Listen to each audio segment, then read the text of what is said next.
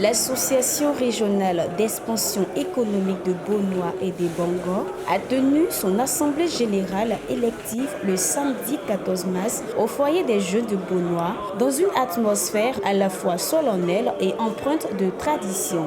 Cette rencontre de grande importance pour l'association a enregistré la présence de plusieurs personnalités, notamment l'honorable Adjé Cécile, député de Bonoa, du représentant du maire, des autorités coutumières ainsi que des chefs de village issus des différentes provinces. La cérémonie a débuté selon les us et coutumes du peuple abouré avec les salutations traditionnelles et les mots de bienvenue prononcés en langue locale, marquant ici l'attachement de l'Arebo à ses valeurs culturelles.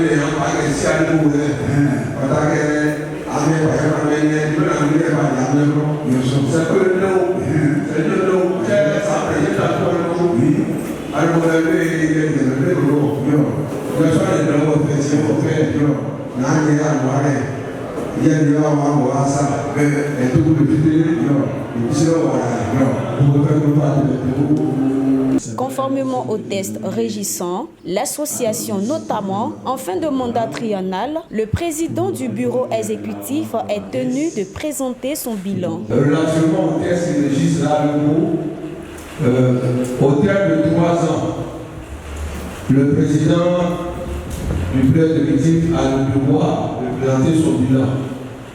Et par la suite, tous les éléments que je vais vous donner doivent être parcourus.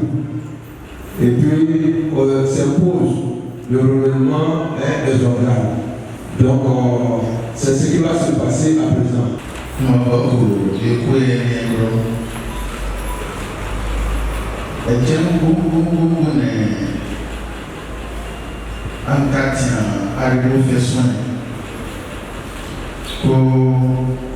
Matronne et canton labé et nabane. Nanyene ici et Pierre. Pour les champions, vous arrivez et figurez Namien Pierre et Péramin. Ami tigre, ami à deux fois tigre, Messi. Mãe, ele, eu sou grande, o pai do Mohammed. Usa o Taroramansi, que diria que o simplement. Mesdames et messieurs, honorable et vénéré chef des différents villages de province, je voudrais, au nom du Conseil supérieur et à mon nom, saluer toute l'assistance et dire que c'est pour moi un honneur de prendre la parole à l'occasion de cette assemblée générale élective, moment important de la vie de notre association. Cette rencontre témoigne de notre engagement commun en faveur du développement de notre communauté et du renforcement de la solidarité entre ces mondes. je voudrais avant tout saluer les efforts et le dévouement de chacun d'entre vous pour les actions menées jusqu'à présent. Les résultats obtenus sont le fruit d'un travail collectif basé sur la confiance, l'unité et la volonté de faire avancer notre association et par devers elle nos communautés, notre région. L'élection qui nous réunit aujourd'hui constitue une étape essentielle. Elle va être guidée par la transparence, la responsabilité et l'intérêt supérieur de notre association. Quel que soit le choix qui sera fait, je reste convaincu que nous continuerons ensemble à œuvrer pour le progrès et le développement durable de notre communauté. Je nous invite donc à participer activement à cette assemblée générale élective dans un esprit de respect, de dialogue et de fraternité. Au nom du Conseil supérieur, je déclare ouverte l'Assemblée générale élective. Je vous remercie. À cet effet, le président sortant, Nebou Kakou Théophile, a adressé un état détaillé des activités menées durant l'année 2025, car chaque année, le bilan est fait au cours de son mandat à la tête de l'organisation. Le secrétaire général, tout à l'heure, dans son intervention de cadrage, a indiqué l'aide sociologique d'intervention de l'ARIMO. Et cela, ces interventions visent essentiellement à lutter contre la pauvreté, à encourager la protection de l'environnement et contribuer considérablement au maintien de la cohésion sociale au sein des membres et des populations de façon générale. De mémoire, je voudrais me rappeler que nous avons été portés à la tête de cette association en septembre 2022, ici même dans cette salle, pour une assemblée générale élective. Et dans mes premiers propos, j'avais indiqué que dans notre vision, il s'agissait de travailler à faire entrer la REPO dans une nouvelle ère de légitimité. Et surtout de régularisation de fonctions premières, c'est de l'édification du développement de bonheur de Congo. Avec des outils de gestion modernes, une visibilité plus claire et une approche participative au bénéfice des populations. En un mot, comme on dit, il s'agissait de retracer un peu le patrimoine de notre association, de mettre en œuvre les objectifs qui nous avaient été assignés par l'Assemblée générale et établir avec vous, sur votre approbation, monsieur, un programme d'activité annuel et validé par le conseil d'administration. À cet effet, donc, un bureau exécutif composé de 19 membres, dont 2 décès et un appel de fonction, soit 7 non actifs à ce jour, avec une mise en place d'ailleurs. Notre mandat a donc été conduit sous le sceau de la consolidation de la cohésion sociale, aidé donc de nos prédécesseurs auprès desquels nous avons puisé les ressources tirées de leur expérience et de leur parcours pour conduire notre mission. Au nom des activités qui ont été menées, au titre de l'Union, je voudrais, pour ce qui concerne essentiellement l'année 2025, nous avions tenu 8 réunions ordinaires convoquées. Le taux de moyenne enregistré s'est élevé autour de 93 vraiment satisfaisant.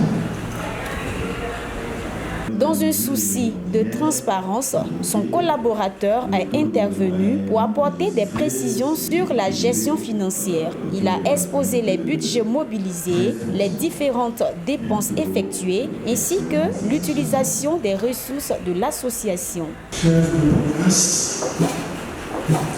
En introduction de la mission qui nous a été confiée, ici se présente la méthodologie appliquée pour la gestion des ressources et des emplois de l'AREBO.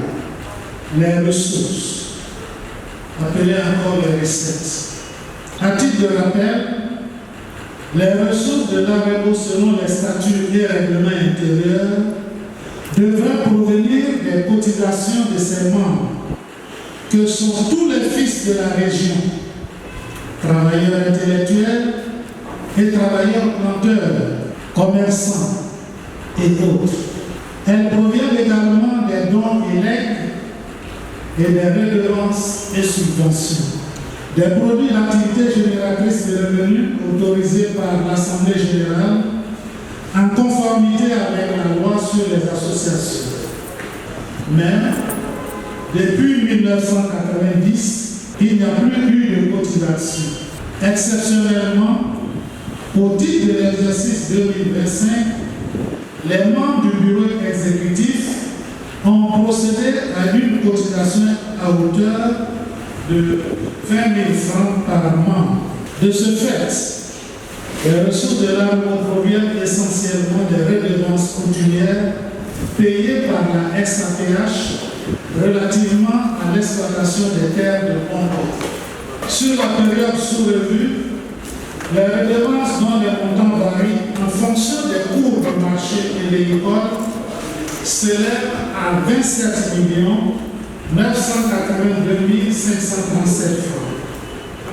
Nous avons donc eu à gérer au cours de cette période, allant du 1er janvier 2025 au 31 décembre 2025, le montant de 20 787 568 qui représente le sort de la banque SGCI au 1er janvier 2027.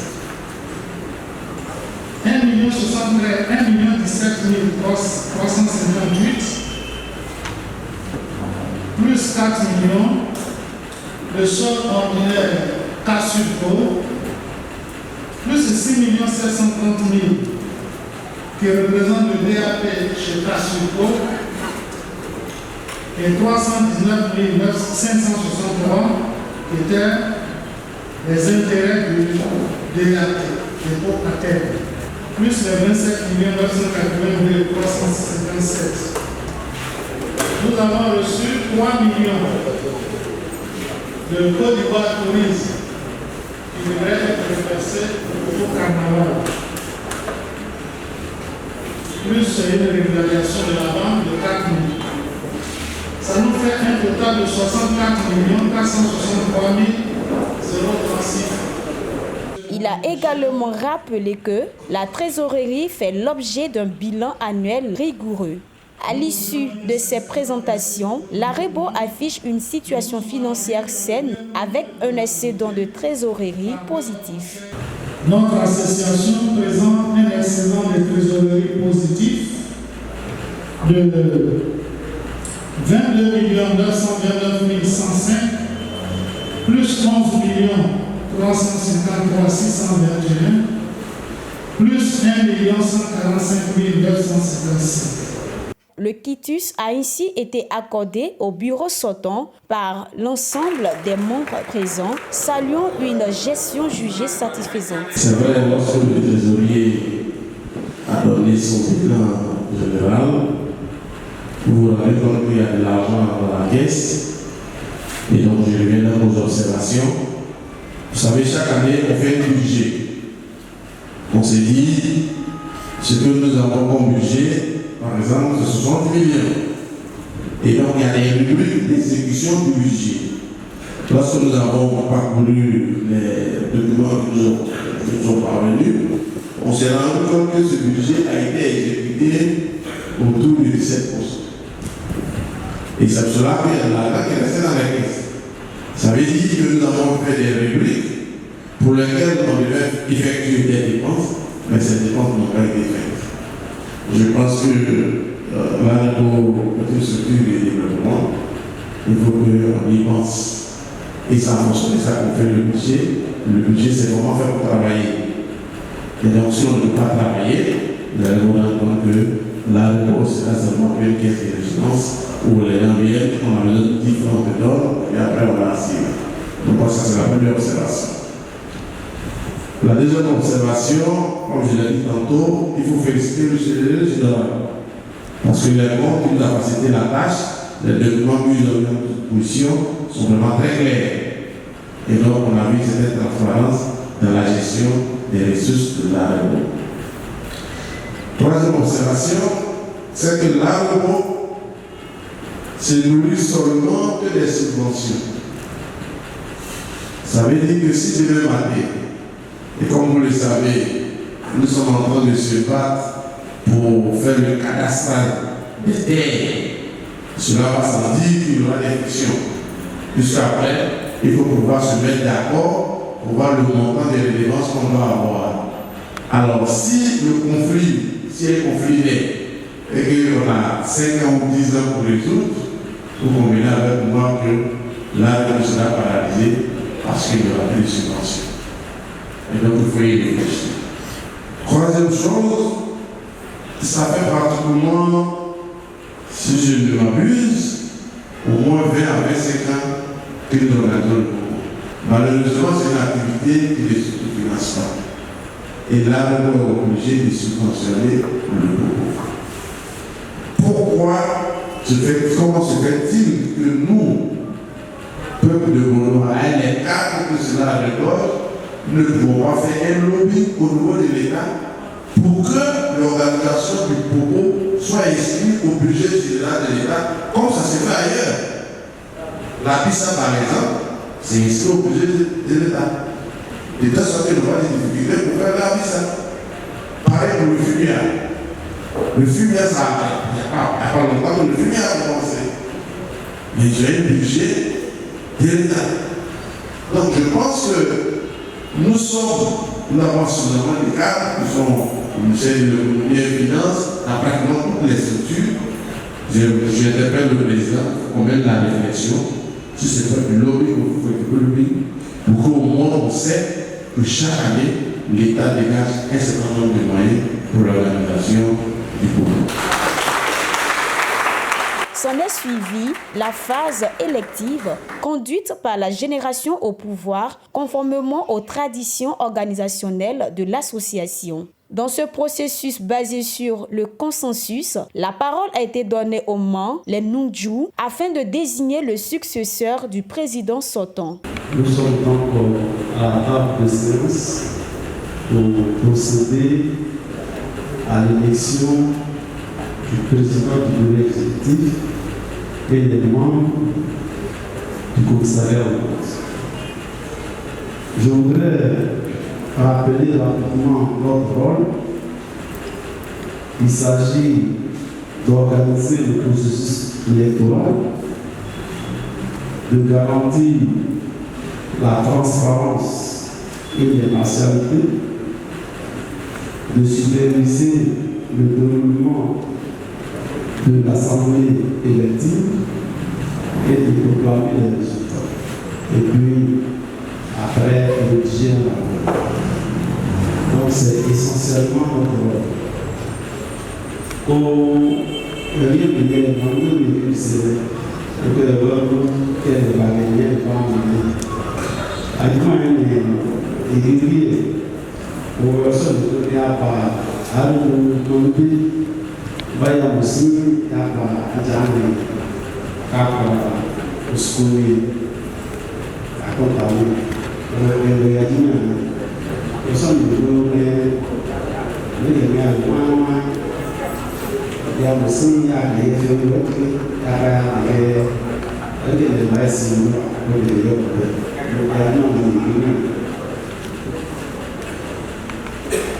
ceci dit, nous avons recueilli d'abord les candidatures Et pour cela, nous allons lire les statuts et le règlement intérieur de l'ANGO, surtout les statuts en son article 24, fonctionnement alinéa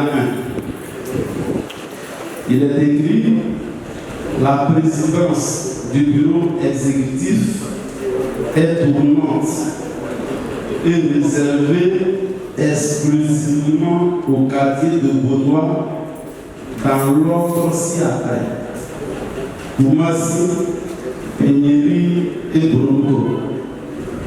La mandature d'un quartier ne peut excéder 6 ans. Le président du bureau exécutif est élu par consensus impulsé par la génération au pouvoir pour une mandature de 3 ans renouvelable une fois. Le président doit être un haut cadre ayant une grande connaissance de l'organisation sociale et des valeurs culturelles des abonnés. En cas de vacance de pouvoir, la présidence par déchéance, démission, l'achèvement de son mandat est assurée par un membre du bureau exécutif provenant du même quartier et désigné dans les mêmes conditions que le président sortant. Donc, nous, à la présidence, nous allons passer la parole au moment où nous indiquer la personne qui a été désignée.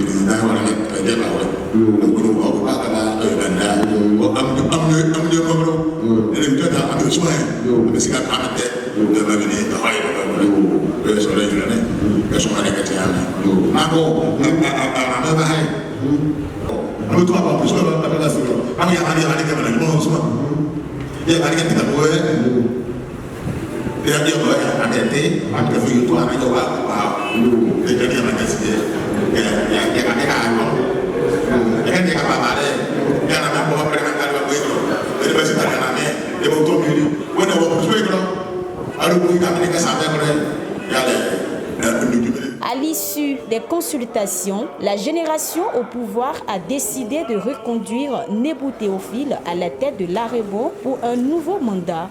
Les membres du commissariat aux comptes ont également été reconduits dans leurs fonctions. Cette reconduction traduit la confiance renouvelée accordée à l'équipe dirigeante et ouvre ainsi une nouvelle phase de continuité dans les actions de développement économique et social de Bonoa et Bongo. Les résolutions qui sanctionnent nos travaux. Première résolution, approbation des comptes. Conformément à l'article 14 des statuts, l'Assemblée générale approuve les comptes tels que présentés avec les résultats excédentaires au 31 décembre 2025 de 35 428 681 francs. Deuxième résolution, culture solidaire de Biti.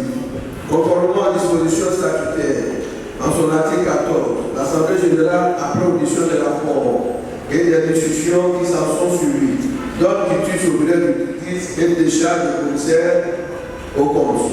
Troisième résolution, le renouvellement des organes. L'Assemblée générale, conformément à l'article 21, alinéa 1 des statuts de l'AEO, fort du caractère consensuel dégagé entre l'Assemblée des membres statutaires au cours de la réunion préparatoire de la présente Assemblée, de sur proposition des membres du Conseil d'administration, M. Nebou Théophile Jean a été retenu comme candidat unique et élu président de la République par acclamation pour un mandat de 3 ans. À la suite, M. Koutou Thomas et Adouko Gabriel Akan ont été élus commissaires au compte. Quatrième résolution, pouvoir en vue des formalités. L'Assemblée générale de la République confère tout pouvoir au porteur des copies ou extraits du procès verbal contenant des délibérations de la présente Assemblée générale élective en vue de l'accomplissement des formalités requises par la loi. Mise au point, cette résolution est adoptée à l'unanimité. Lors du jour étant épuisé, toutes les prescriptions en vigueur ainsi que celles des statuts étant accomplies, le président lève la séance et déclare pour les travaux de la présente Assemblée générale qui s'achève exactement à 12h45, c'est cela? À 12h40. Je vous remercie. L'Assemblée générale élective de l'Arebo aura donc été marquée par la transparence, le respect des tests et surtout par un consensus fort, gage de stabilité et de cohésion au sein de l'organisation. C'est des sentiments de joie. Sentiments de joie pour dire que quand vous faites un travail et que vos mandants l'apprécient, c'est un sentiment de fierté. Le secret, c'est de toujours travailler de façon participative, de faire en sorte que justement tout le monde s'implique. Il n'y a pas de secret particulier, mais la méthode, c'est une question de méthode. Faire en sorte que justement tout le monde se sente impliqué. À partir de ce moment, l'approche de la redevabilité qui est extrêmement importante. Quand les gens vous confient un mandat et que vous leur rendez compte chaque fois, selon les textes, écoutez, il n'y a pas de raison qu'il y ait des difficultés. Voici véritablement le secret, si vous voulez l'entendre ainsi. Le bilan à satisfaction, je vais dire de façon succincte, nous avons porté donc revisiter les textes.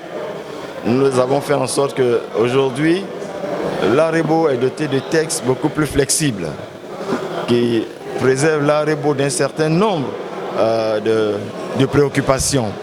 Aujourd'hui, à la vérité, l'Arebo ne peut être prise en otage par aucune partie. Oui, parce que nous avons des textes. La deuxième chose, c'est que nous travaillons sur des thématiques qui touchent le quotidien des populations. Et ça, vous avez vous-même observé au cours de cette Assemblée générale, tout le monde, de façon unanime, a reconnu que le travail qui est fait de façon concertée. Ça, c'est une approche, n'est-ce pas, qui ne peut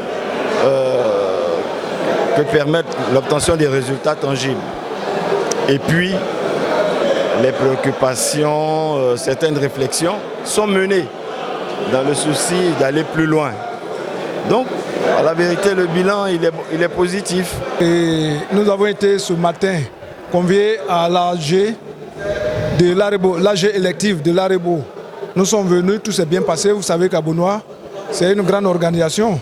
Donc, en tant que grande organisation, nous sommes venus soutenir l'action du président de l'Arebo. Il y a eu une élection par consensus.